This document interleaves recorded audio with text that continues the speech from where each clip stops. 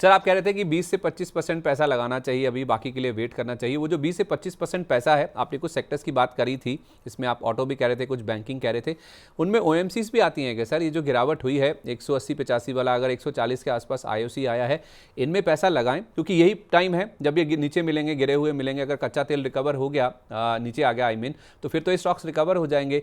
क्या उस 20 से 25% पैसा लगाने वाली लिस्ट में या पूंजी में ये स्टॉक्स भी फिट होते हैं कहीं ना कहीं?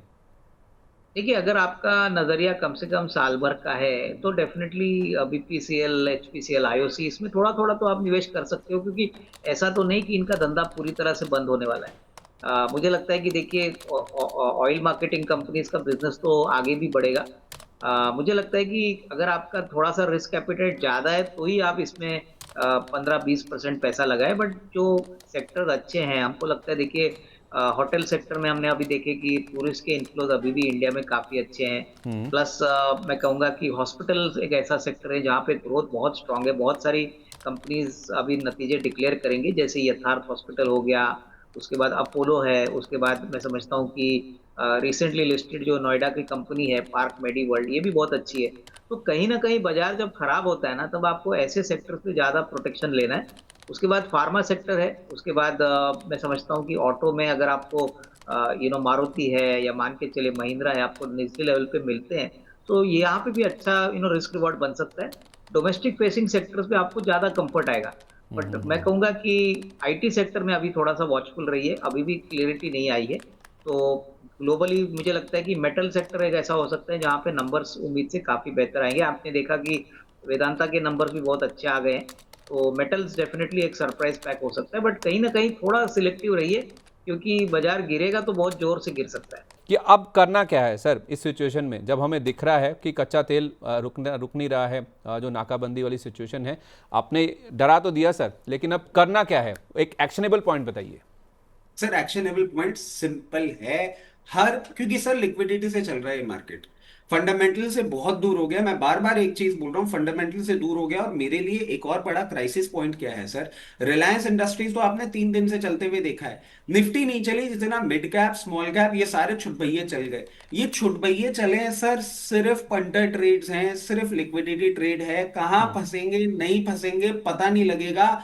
फिर आप जो मेरे से पूछ रहे हैं ना कि इतना प्रॉफिट हो रहा है या इतना लॉस हो रहा है, क्या करना चाहिए, ये ऐसा नहीं हो कि फिर हम 4 साल तक लकीर पीटते रहें कि भाई साहब अब ये शेयर कब भाव आएगा और हम कब निकलेंगे। मेरे को बहुत ज्यादा डर लग रहा है सर, मैं बहुत ट्रोल हूं। मैं इस बात को भी दरकिनार नहीं करूंगा। 22,000 से जब 24,000 गया है, लोगों ने मुझे प्रणय नाथ, गेंडा स्वामी और पनौती और बहुत बहुत सर बहुत बोला। मगर सर मैं एक सिंपल प्रॉब्लम है ना, मैं फंडामेंटल को देख के चलता हूं। मैं जो जियो पॉलिटिक्स है उसको बहुत क्लोजली देख रहा हूं। आप ये मान के चले। अच्छा, एक और चीज आपको बताया तो सर, ये यूएई का एग्जिट ट्रिगर क्यों हुआ है, क्योंकि मैं आपसे सर, अब अगर आप अनुमति देना 5 मिनट शो बढ़ा लीजिएगा। प्लीज प्लीज सर सर ये प्लीज। पूरा का पूरा फिएस्को क्यों हुआ है? Sir Pakistan is the trigger point behind this. Okay. How? अब आप मेरे से पूछेंगे कि कैसे।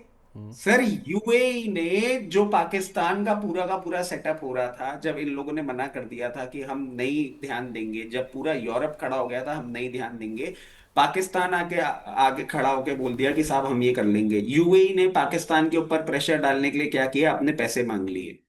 टेक्निकली व्हेन यू, मतलब मैं आपसे एक सवाल, एक सिंपल बेसिक बात बोलता हूं। आपके चैनल, आप एक टीम के पार्ट हैं, आप एक सिस्टम के पार्ट है। If anybody is working against you, आप उसे प्रेशर डाल रहे हैं, और कोई और आके अगर उस प्रेशर को आप ही के टीम से रिलीव करता है ना, तो आप क्या बोलेंगे, यार भाई तू क्या कर रहा है यार, मैं क्या कर रहा था और तूने बात कहाँ घुमा दी। पाकिस्तान को पैसा दिया सऊदी ने, पाकिस्तान को पैसा रिमेनिंग दिया कतर ने। सर यहां पे आ जाता है पूरा का पूरा डिफरेंशिएशन। और अब ये जो नई जियोपॉलिटिक्स बनेगी ना, पूरा मिडल ईस्ट डिवाइड होगा सर।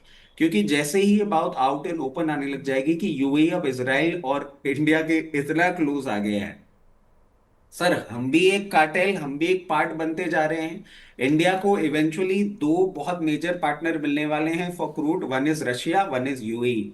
बट ये जो मिडिल ईस्ट के अंदर की प्रॉब्लम है ना, और ये अब कोई बड़ी बात नहीं है, बिकॉज दे आर हमारे जैसे लोग नहीं है सर वो लोग। मतलब let me be very honest, वहां पे ना अपने कंसेप्ट्स को लेके, अपने बिलीफ को लेके बहुत स्ट्रांग लोग हैं और बहुत एक्शनेबल लोग हैं ये लोग। हम लोग तो ऐसे हो जाते हैं, हाँ हाँ ठीक है कोई बात नहीं कल देखेंगे, आज तो चादर ओढ़ के सो जाते हैं। वो सर कल का इंतजार नहीं करते। आप चाहे बहरीन की एक रिपोर्ट पढ़ लीजिएगा, जब उन्होंने लोगों को डिप्लॉय किया था ईरान के फेवर में, जब उन्होंने धरना निकाला था। These people are very strong headed. पूरा मिडल ईस्ट अब अगर डिवाइड होता है, तो ये जो आपने अभी ईरान अमेरिका इसराइल देखा है ना, बीच बीच में मिडिल ईस्ट में भी आप इधर उधर मिसाइल दागते हुए देखेंगे तो बड़ी बात नहीं हो जाएगी। ये नया डेवलपमेंट हो रहा है जो कि एक ग्लोबल ऑर्डर को डिवाइड कर रहा है। और हिस्ट्री आप उठा के देख लीजिएगा sir, the middle east has always been burning and this is a stepping stone to it. We might see a huge burning in the entire year and the crude will maintain on the higher levels. इसीलिए मैं बोल रहा हूँ market में संभल के रहिए। तो जहाँ जहाँ मुनाफा हो रहा है लेकर निकलें। सर लिक्विड स्टॉप लॉस के साथ रहिए, मेरा इतना सा कहना है सर। ठीक है। मैं एक नॉर्मल आदमी हूं, मैं दुनिया के छोटे से कोने पे बैठा हुआ हूं। ये लोग कितना बड़ा खेल खेल रहे हैं, मैं तो सिर्फ बैठ के वो देखता रहता हूँ कि ये खेल हो रहा है इसका। अपन अपन जैसे नहीं करते कि अच्छा ऐसे जाएंगे ऐसे जाएंगे ऐसे जाएंगे, फिर नोएडा से ऐसे ऐसे निकल के घर चले जाएंगे। मैं वो रास्ते बनाता रहता हूँ बैठे बैठे। और वो रास्ते जो बनते हैं ना सर, मैं उनके हिसाब से सारा एनालिसिस करता हूँ। टेक्निकल्स को मैं हमेशा बैक सीट पे रखता हूँ, इसीलिए कई का बार मैं गलत हो जाता हूँ। फंडामेंटली अगर मैं देखूं तो पेन पॉइंट तो सर अभी तक चालू भी नहीं हुआ है। And America, Israel and Iran was the torching point और the starting point of the fiasco that we are about to witness. ठीक है, ओके, परफेक्ट है। चलिए सर, एक्शनेबल पॉइंट मिल गया हमें कि और एक आपको। और चीज ऐड कर देता हूं सर। आज आप बोलेंगे कि ये सारा का सारा जो हो रहा है ये यूएस के उस लॉकडाउन के कारण हो रहा है। You really think and you want me to believe on this sir? Tomorrow is 1 May। Tomorrow is the first day of UAE dealing without OPEC. उसके पहले ये सारे डेवलपमेंट देख रहे हैं। फेयर इनफ सर, बहुत सर कुछ हो डॉट्स रहा को है। कनेक्ट करेंगे ना, समझ में आ जाएगा कि नमस्ते करके बैठना ज्यादा अच्छा है अभी। मैं समझ गया आपकी बात। वो नमस्ते है आपका स्टॉप लॉस जो आपके पास ज़रूर होना चाहिए। स्टॉप लॉस ला के बैठे रहिए, स्टॉप लॉसेस को ज़रूर फॉलो कीजिए। ये एक एक्शनेबल पॉइंट है जो कि आपके लिए निकल के सामने आ रहा है। ओके, तो कच्चा तेल $126 भी हो गया है। कच्चे तेल में टेंशन साफ तौर पे नज़र आ रही है कि चलिए जब वर्ल्ड ऑर्डर। 124 का टारगेट तो हिट हो गया सर।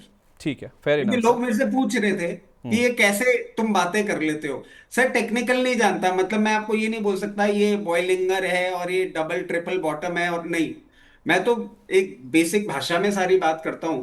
और इसीलिए सर आप कंटिन्यूसली देखिए, ओएमसीज के लिए मैं आपको कंटिन्यूसली क्या बोल रहा था, इनका पेन पॉइंट ही खत्म नहीं है।